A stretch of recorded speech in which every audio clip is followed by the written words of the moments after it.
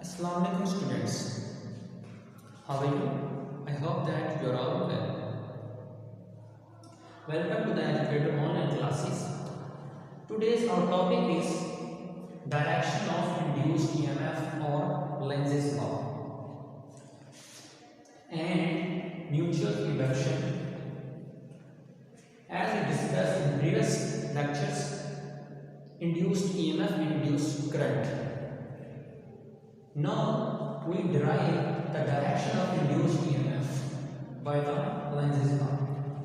अब हमने इसको क्या करना है कि जैसे हमने पिछले लेक्चर में पढ़ा था कि हमने इंड्यूस्ड EMF कॉइल में प्रोड्यूस करवाई थी और उस वजह से करंट प्रोड्यूस हुआ था।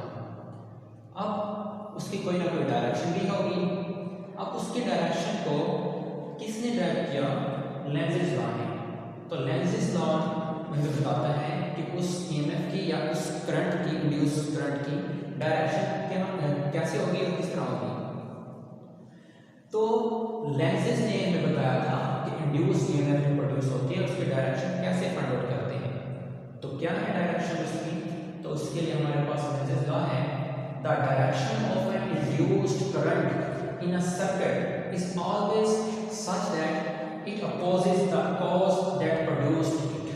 What is mean? इसका मतलब कि जो डायरेक्शन है इंड्यूस्ड EMF की, इंड्यूस्ड करंट की सर्किट में, वो हमेशा ऐसे होती है कि वो अपोज करती है अपने कॉज को जो उसे प्रोड्यूस करवाता है। अब हमें देखना होगा कि इसको प्रोड्यूस किसने करवाया था। इसका प्रोड्यूस करवाया था चेंजिंग फ्लक्स ने। हम फ्लक्स को चेंज करते थे कॉइल में और उस फ्लक्स के चेंज होने की वजह से उसमें इंड्यूस्ड करंट प्रोड्यूस होता था। तो इस वजह से हमने फैराडे लॉ में जब इक्वेशन ड्राइव की थी प्रीवियस लेक्चर में, हमने देखा था, मैंने थोड़ा सा हिंट दिया था आपको कि माइनस साइन किसे शो करता है। ये माइनस साइन शो करता है कि इंड्यूस EMF इसकी हमेशा डायरेक्शन अपोजिट होगी और इसको अपोज करेगी अपनी कॉज को। ये था कॉज और ये थी हमारे पास प्रोड्यूस हुई थी इंड्यूस EMF। तो इस वजह से हमने साइन जो नेगेटिव लगाया, उसका मतलब ये है कि ये हमेशा इसको अपोज करेगी। अब हमारे पास हमने कहा rate of change of flux produces induced EMF and therefore it हमेशा ये आपको क्या करेगी, ये हमेशा अपनी कॉज को अपोज करेगी। तो इससे हमने ये हमें किसने बताया था?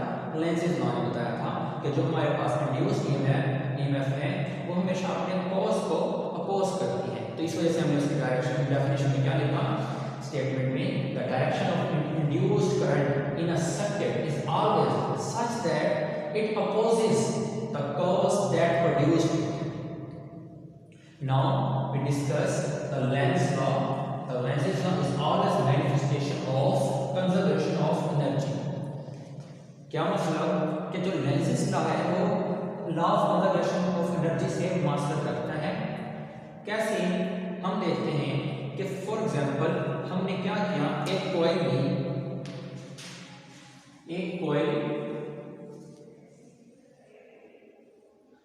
उसके पास हम मैग्नेट को लेके आए, एक नॉर्थ पोल और एक साउथ पोल, इसमें से वो मैग्नेटिक फील्ड लाइंस पास होंगी। अब जैसे ही उसमें से हम मैग्नेटिक फील्ड लाइंस पास होंगी तो ये एक पोल बन जाएगा नॉर्थ और ये बन जाएगा south pole of the solenoid. तो हमने देखा जैसे हमने इसको इस तरफ मूव करवाया है तो इसका एक पोल नॉर्थ बन गया, एक साउथ बन गया कॉइल का। अब अकॉर्डिंग टू द सिमिलरिटी हमारे पास जो सेम साइड होते हैं मैग्नेट्स की, वो क्या करते हैं कि नॉर्थ को रिपेल करेगा। इट मींस जो इसमें इंड्यूस्ड EMF प्रोड्यूस हुई है वो इस फोर्स को अपोज करेगी और फिर हम जब इस मैग्नेट को इस तरफ ले जाने की कोशिश करेंगे तो ये जो हमारे पास सोलेनॉइड के जो एंड्स हैं ये साउथ बन जाएगा और ये नॉर्थ बन जाएगा। इट मींस हम उसको उधर लेके जाने की कोशिश कर रहे हैं लेकिन ये सोलेनॉइड इसको अट्रैक्ट करेगा, मींस नॉर्थ साउथ को अट्रैक्ट करेगा। तो ऑलवेज इट अपोजेस, हमेशा हम उस तरफ ले जाने की कोशिश कर रहे हैं तो ये इसको अट्रैक्ट करेगा। हम इसको पास लेने रिपेल करेगा। ये है इसका बेसिक कॉन्सेप्ट लेंज़ लॉ का, कि जो इंड्यूस ईएमएफ प्रोड्यूस होती है कॉइल में वो हमेशा अपने कॉज को अपोज करती है। अब हमने देखा कि law of conservation of energy के साथ मुमासलत रखता है। कैसे कि जो हम इसकी मैग्नेट को मूव करवा रहे हैं कॉइल की तरफ मूव करवा रहे हैं, तो मैकेनिकल एनर्जी है और फिर काइनेटिक एनर्जी है मूविंग मैग्नेट की मोशन की वजह से उसकी काइनेटिक एनर्जी। अब वो काइनेटिक एनर्जी स्टोर हो जाती है, उसकी कन्वर्ट हो जाती है इलेक्ट्रिकल एनर्जी में।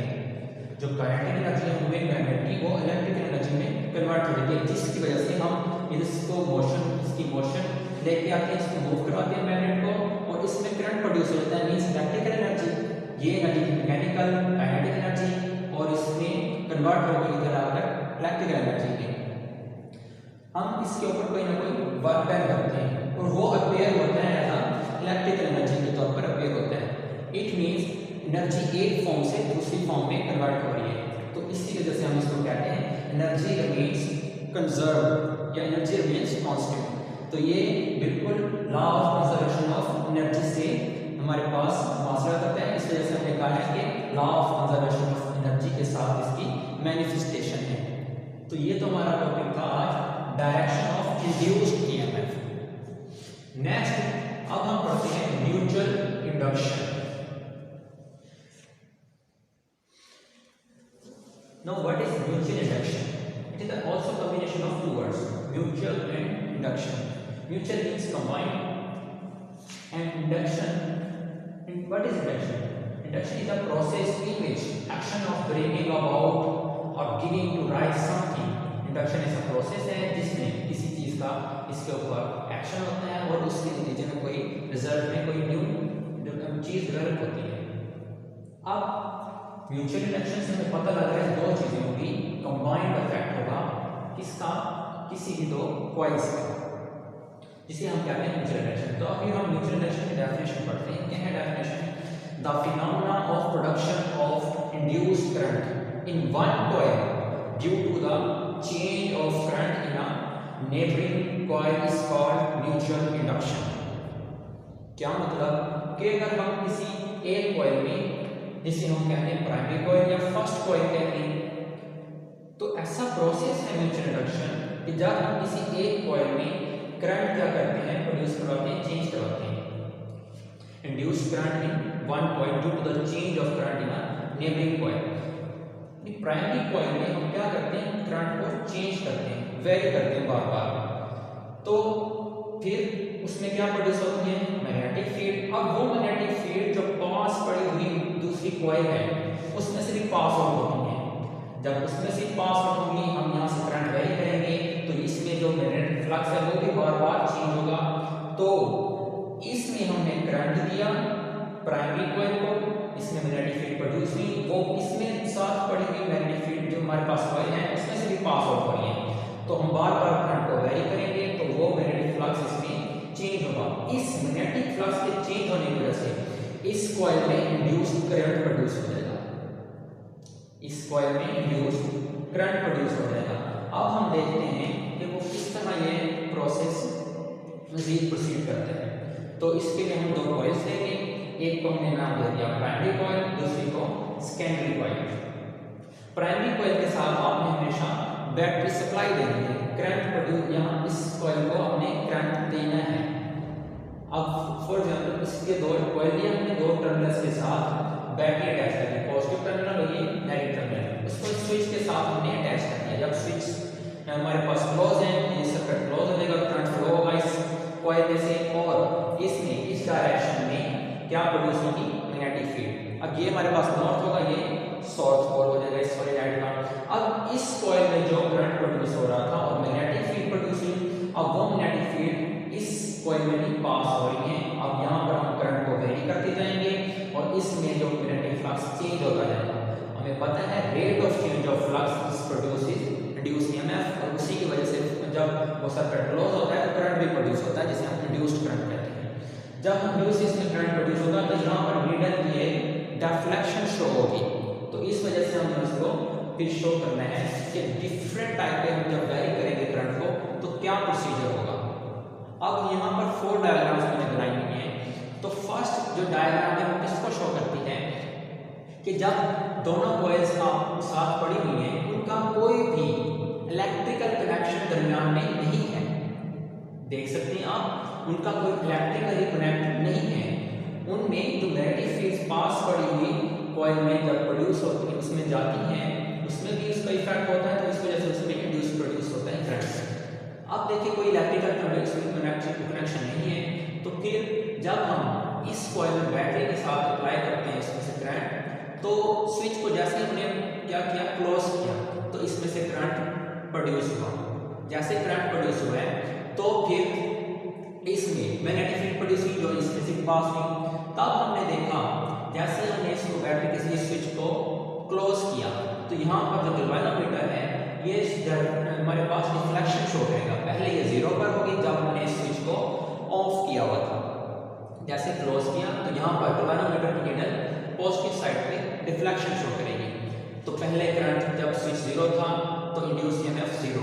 जैसे ही हमने इस स्विच को ऑन किया इंड्यूस ईएमएफ प्रोड्यूस हुई इस कॉइल में जो गैल्वेनोमीटर के साथ हम मेजर कर लेंगे, डिफ्लेक्शन शो होगी पॉजिटिव डायरेक्शन पे। फॉर एग्जांपल वो इंड्यूस ईएमएफ 5 वोल्ट की प्रोड्यूस हुई है, तो 0 से लेकर वो कहाँ तक जाएगी, 5 वोल्ट तक जाएगी। डायरेक्ट नहीं चली जाएगी, आहिस्ता आहिस्ता इंक्रीज होगी 0 से लेकर यहाँ तक मैक्सिमम वैल्यू उसकी। फॉर एग्जांपल अगर 5 वोल्ट है तो अपनी मैक्सिमम वैल्यू तक इंक्रीज हो जाएगी, उसमें इंड्यूस ईएमएफ प्रोड्यूस होगी।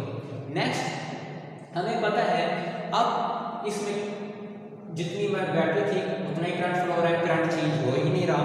करंट चेंज नहीं हो रहा तो मैग्नेटिक फ्लक्स भी चेंज नहीं हो रहा। और हमें पता है कि इंड्यूस ईएमएफ कब प्रोड्यूस होती है, जब फ्लक्स कंटिन्यूली चेंज होता है। अब ये फ्लक्स कांस्टेंट हो गया, इट मींस जब कांस्टेंट हो जाएगा तो थोड़ी देर बाद वो फिर अपनी 0 की कंडीशन पर वापस आ जाएगा। फ्लक्स अब ये क्या हो रहा है, चेंज हो रहा है। फ्लक्स कांस्टेंट हो गया तो उसकी वजह से जो हमारे पास डिफ्लेक्शन है वो वापस 0 की तरफ हो जाएगी, क्योंकि करंट कांस्टेंट हो गया, हमारे पास मैग्नेटिक फ्लक्स जो है कांस्टेंट हो गया, तो इसमें आप कोई करंट प्रोड्यूस नहीं होगा। वो हमें पता लगा, गैल्वेनोमीटर शो कर देगा कि उसमें 0 करंट है। तो नेक्स्ट अब जैसे वो 0 करंट हो जाएगा तो इट मींस वो जो इसमें से करंट प्रोड्यूस हुआ, तो करंट जो हमारे पास है वो 0 हो गया। नेक्स्ट फिर हम देखते हैं जैसे हम इस स्विच को क्या करते हैं, ऑफ कर देते हैं। स्विच को हमने अब क्या कर दिया, ऑफ। जो सर्किट है वो क्लोज्ड नहीं रहा, मींस इसमें से अब करंट फ्लो नहीं कर रहा, तो जो पहले हमारे पास मैग्नेटिक फील्ड थी अब वो कम होना शुरू हो जाएगी। फ्लक्स गोइंग टू डिक्रीज, अब वो फ्लक्स कम हो रहा है। जब फ्लक्स कम हो रहा है, पहले उसकी डायरेक्शन फ्लक्स की इस तरफ थी तो हमारे पास क्या होगा, मैग्नेटिक फील्ड डायरेक्शन इस तरफ थी तो करंट इस डायरेक्शन में। अब फ्लक्स डिक्रीज कर रहा है तो डिफ्लेक्शन किस तरफ शो करेगा गैल्वेनोमीटर, नेगेटिव साइड के ऊपर। तो इस इट मींस फ्लक्स डिक्रीज हुआ था, उसने करंट ने भी अपनी जो डायरेक्शन है चेंज कर दिया इस साइड पे। अब करंट की डायरेक्शन अब नेगेटिव में हो गई है, इट मींस उसका ग्राफ नीचे की तरफ बनेगा यहाँ तक, और ऐसा ऐसा इंक्रीज करते अपनी मैक्सिमम वैल्यू तक चला जाएगा।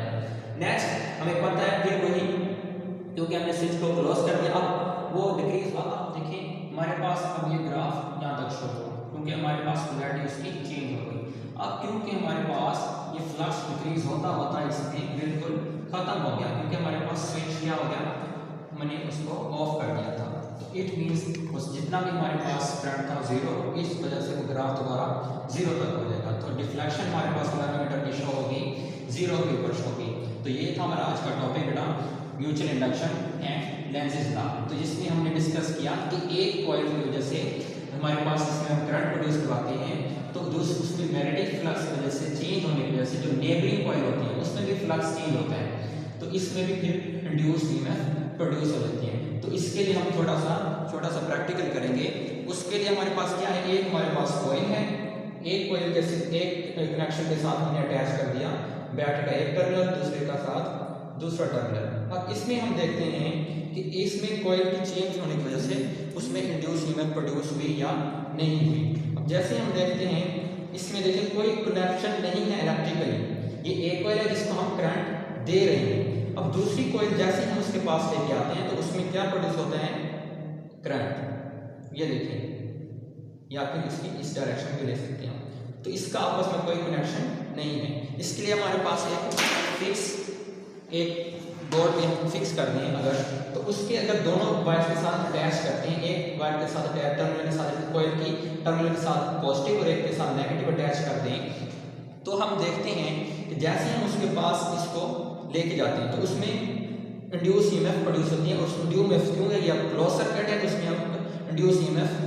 वो हमारे पास प्रोड्यूस होगा। डिफरेंट एलईडीज के साथ हम इसको कनेक्ट कर सकते हैं तो उसमें क्या प्रोड्यूस हो रहा है, ईएमएफ प्रोड्यूस हो रही है। ये तो हमारा छोटा सा practical. So I hope that you all understand that topic. तो आपने इसको लर्न भी करना है। सबसे पहले डायरेक्शन ऑफ ईएमएफ कि हमने डायरेक्शन किस तरह फाइंड करनी है, लेंसेज लॉ के थ्रू। फिर हमने क्या करना है उसको मैनिफेस्टेशन के साथ करना है कि उसकी कंजर्वेशन ऑफ एनर्जी के साथ मैनिफेस्टेशन है। फिर हमने दूसरे इंडक्शन को पढ़ा क्या है, फिर हमने उसकी डेफिनेशन पढ़ी, फिर उसका प्रोसीजर हमने डिफाइन किया कि किस तरह उसको वर्क करता है। So stay home, stay safe, अल्लाह हाफिज़।